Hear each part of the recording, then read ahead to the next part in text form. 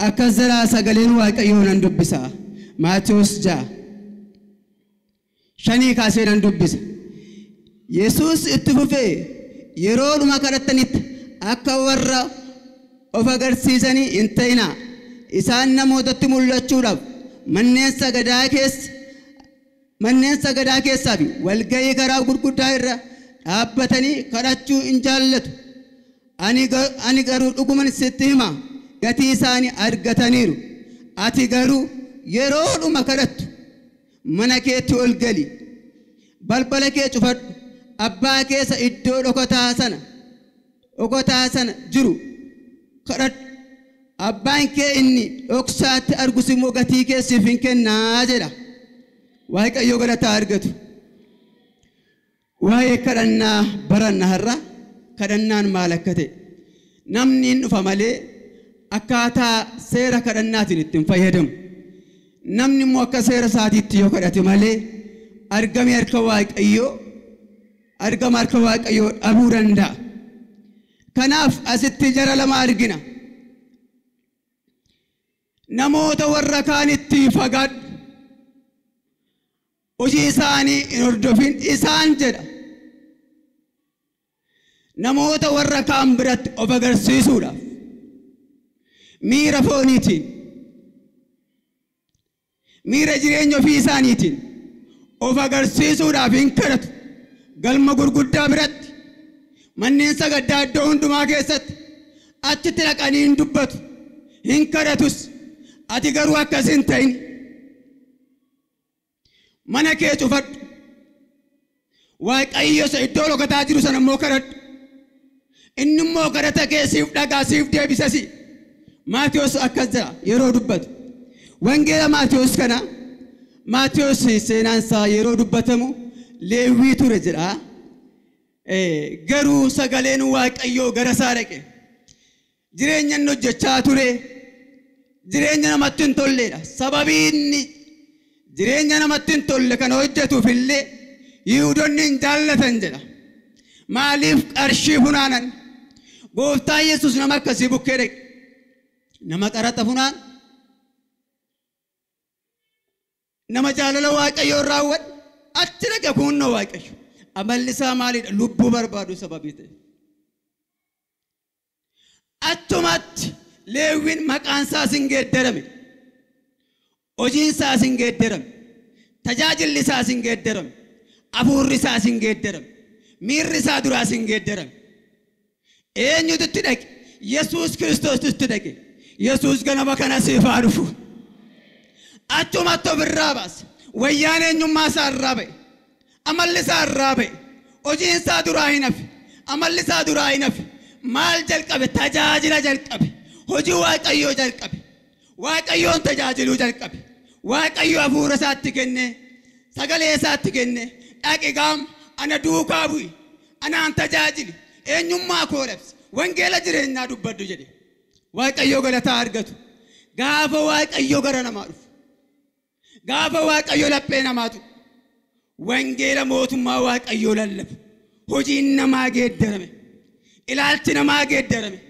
kaayyoon namaa geeddarame wangeela mootummaa waaqayyoo lallabuudha inni kun immoo akkamiin kadhachuudhaan namoonni baay'ee yeroo baay'ee utuun kadhatin faarfachuu utuun kadhatin daaquneessuu utuun kadhatin lallabu barbaadu garuu inni hangafti humna kadhannaati humni kadhannaa naaf si duukaan jiru yoo ta'e milkaa'insi keenya xiqqoo ta'ee argama eessatti iyyuu namni kadhatu milkaadha dhageessa namni kadhatu milkaadha kanaaf kadhachuu nu barbaachisa bakka sadiitti amma danda'ame qoodee ilaaleera bakka kadhannaa dhugaa jira tokkoffaarraa kadhannaa isa dhugaa maa inni kadhannaa inni dhugaan kadhannaan sobaa jira sagaleen waaqayyoo akkas jedha Yohannis boqonnaa 4:24 irraa annee yoo dubbifne Yohannis boqonnaa 4 lakkoofsa 24 irraa akkas jedha waaqayyo hafuura warri isaaf sagadanis hafuuraaf dhugaadhaan isaaf sagaduun intaaf jedha waaqayyo maaliidha hafuura warri isaaf sagadanis hafuuraaf dhugaadhaan sagaduun hin ta'a. Akkasitti miti seerri kadhannaa akkas miti. Akkas ta'uun turre. Lafa dhoofnee kadhachuun nurra ture. Ulfina keenya dhiisuun nurra ture. Eenyummaa keenya dhiisuun nurra ture. Bara akkasitti miti.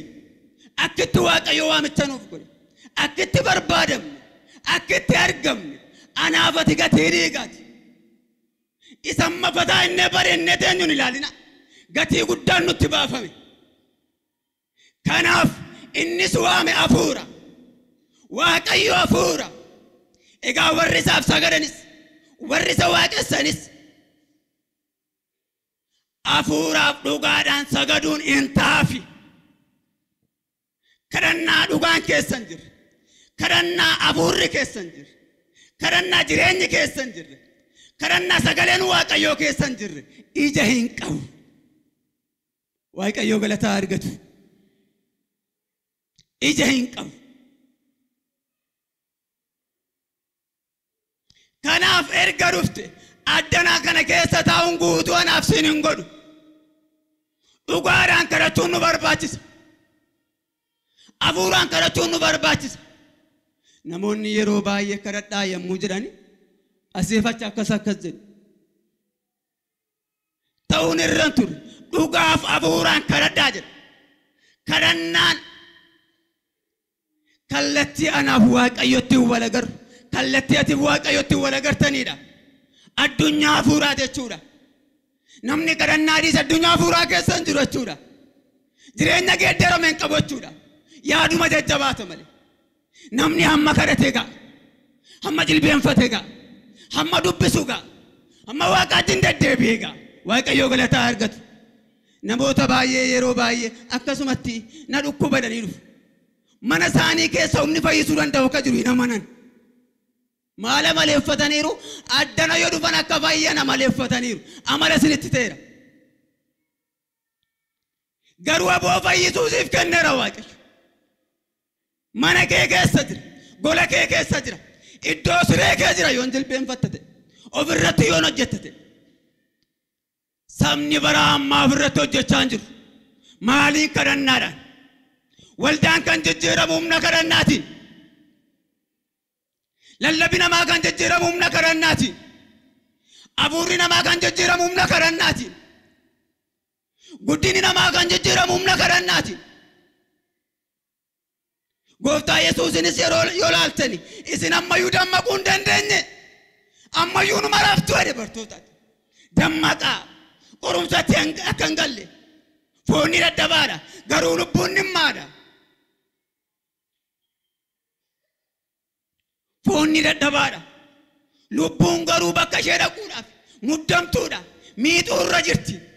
Foonni akkuma lafarraa dhufe gara lafaatti ariifata. Rafaadha. Mugaadha. Ufgataadha.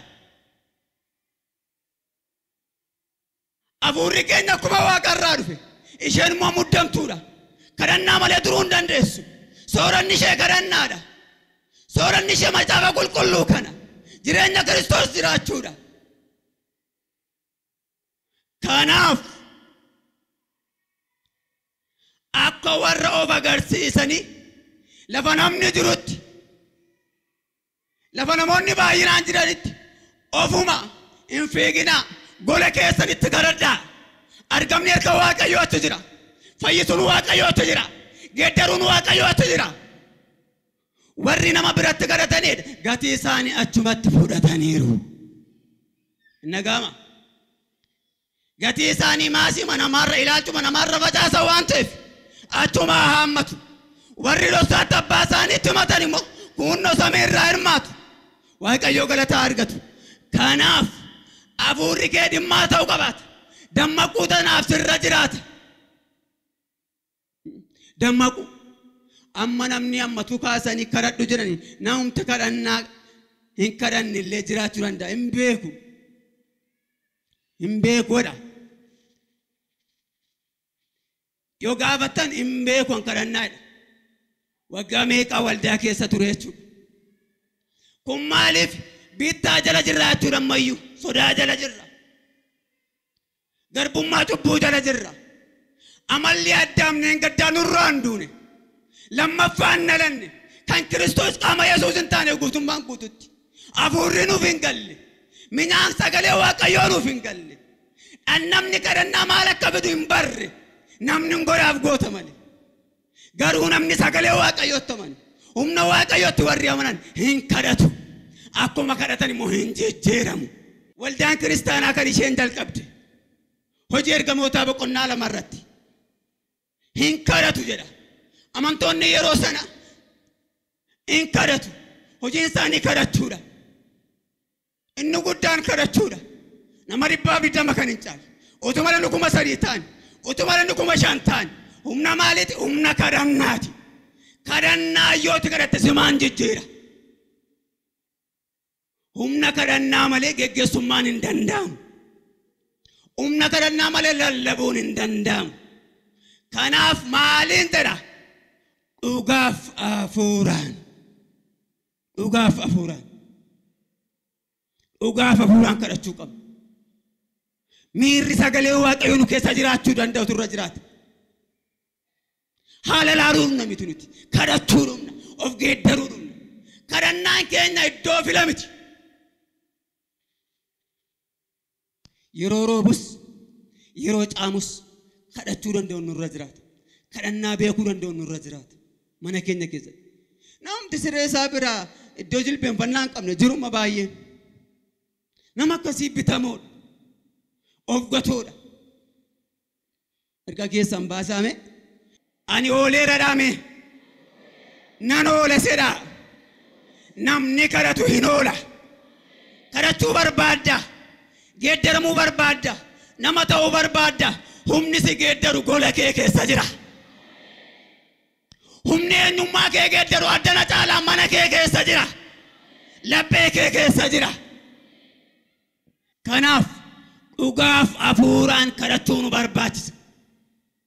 Amalaaf dunuunfachuu nu barbaachisu. Amalaaf dhufuu nu barbaachisu. Amalaaf addana iddoo walloowwachuu nu barbaachisu. Dhugaan laphee kee biteera. Hafuura kee biteera. Geeddartu malee ofii keetti geeddaramtu malee geeddaruu hin dandeessu sababii ta'e. Namni utuu aarsaa of hin godhin aarsaa kaffaluu barbaadu.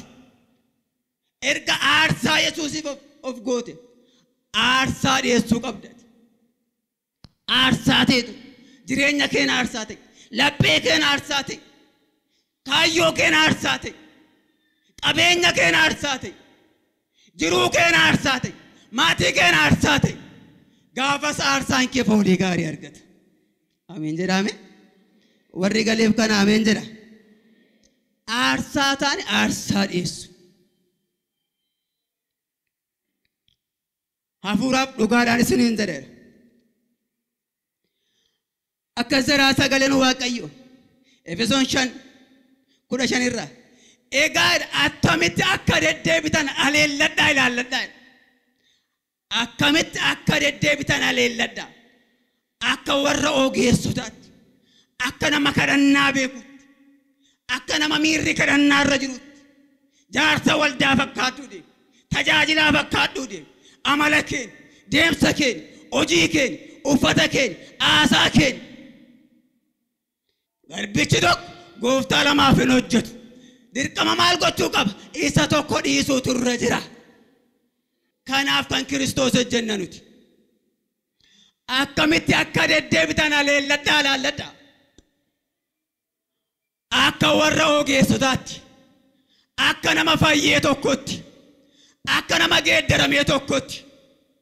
Akka nama du'ee du'aa ka'ee tokkotti. Du'ee du'aa ka'uu jechuun isa fooniif lubbuun addaan ba'u itti hin fakkaatin. Jireenya addaamummaa dheengaddaa keessaa du'anii. Amala kaleessaa laafidan keessaa du'anii. Ilaalcha foonii keessaa du'anii. Ilaalcha Kiristoos jiraachuu. Jireenya Yesuus jiraachuu jechuudha. Ameen jedhame. Waaqayyo galataa argatu. Kanaaf attamumattuu akka deddeebitan aleelladhaa ilaalladhaa. Akka si baasutti deddeebiidha. Xiimotewos 1:8 irraa mokko jedha. Namni akka ta'utti yoo ittiin hojjete seerichi gaarii akka ta'e nuti hin beekna jedha. Namni akka ta'utti yoo ittiin hojjete seerichi gaarii akka ta'e nuti hin beeknadha Phaawulos. Akkamitti? Xiimotewos 1:8. akka ta'utti aarsaa ta'uun deemsa ta'uun amala ta'uun yoo hojjete seerichi gaariidha. Seerichi seera si ceesisuu danda'uudha. Seerichi seera si milkeessuu danda'uudha. Kanaaf akka ta'utti ittiin hojjedhu.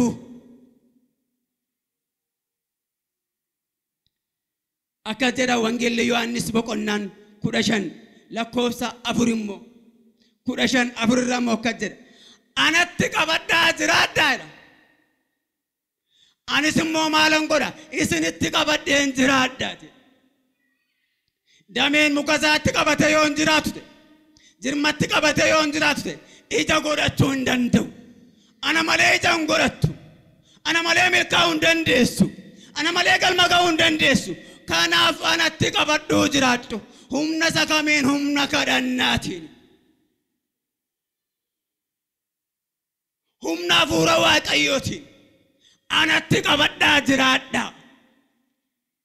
Amala koo narraa baraa. Jecha koo dhagaa. Dhageessuu duwwaa immoo hin ta'inaa jedha. Maal ta'a malee gootuu dubbichaas taa'adha. Dhageenyee masa dhiibnu miti. Wanta sana goone ija argamsiisuu danda'u nurra jiraata. Waaqayyo nu haa gargaaru. Filippisius 2:24 irraa immoo amma garuu akka warri wangeela Kiristoos fudhatan jiraachuun ta'utti jiraadhaa malee kan biraan isin hin dhibin. Hafuura tokkoon iddoo keessanii utuu hin socho'in dhaabattanii yaada tokkoon amantii karaa wangeelaa argamuuf akka wal dorgomtan nan barbaada. Waaqayyo galataa argatu. Amma garuu akka warri wangeela Kiristoos jiraachuun ta'utti akka namni fayye tokko jiraachuun ta'utti jiraadhaa malee maaliin yaada keessa walitti dabaladhaati. Amala keessa walitti dabaladhaati. Utuu waliin ana caalaa malee ana sirriidhaa malee anaaf galeedhaa malee yaada walitti dabaladhaa tokko taati. Gammachuu koo fiixannaa baasa. Waaqayyo galataa argatu. Kanaaf akka nama fayyee tokkotti lallabuuf jiraachuun barbaachisan. Akka kamitti? Akka nama fayyeetti. Akka nama dhugaan galeefitti. Malee horma warra ala ta'an warra dhugaa bira hin geenye warra nifiniif ta'uu hin qabnu nuti. Warra galeef ta'uutu nurra jiraata. Kun immoo maaliin ta'a? Humna kadhannaatiin ta'a. Qabxii koo lammaffaa akka jedhu waaqeffannaa qulqullummaa qabu. Qulqullummaa kan qabu. Qulqullummaa kan qabu. Yeroo baay'ee Waaqayyo akkuma gaarii ta'e nus gaarii ta'uu nu barbaachisa. Leewwota 19 lakkoofsa 2 irraa akka jedha ani qulqulluu akkuman ta'e isinis maal ta'a? Qulqulloota ta'a. Warra kan warra mudaa hin qabne qulqulloota ta'a. Qulqullummaa nurraa barbaada Waaqayyo. Aarsaan keenya simatamuu kan danda'u qulqullummaadhaan. Foolii gaarii qabaachuu qaba. Foolii gaarii qabaachuu qaba. Aarsaa namni fayye tokko dhiyeessu ta'uu qaba. Jireenya namni fayye tokko jiraatu ta'uu qaba. Kunis humna kadhannaatiin ta'a. Nu haa gargaaru Waaqayyo. Ameen.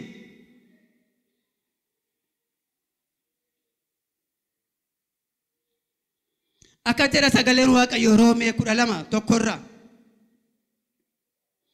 ammas yaa boroo tokko araara Waaqayyoof jedhaati namummaa keessan qulqulluudhaaf Waaqayyo duratti fudhatamaa akka ta'utti aarsaa jiraatu gootanii akka isa dhiyeessitan isin nan gorsa.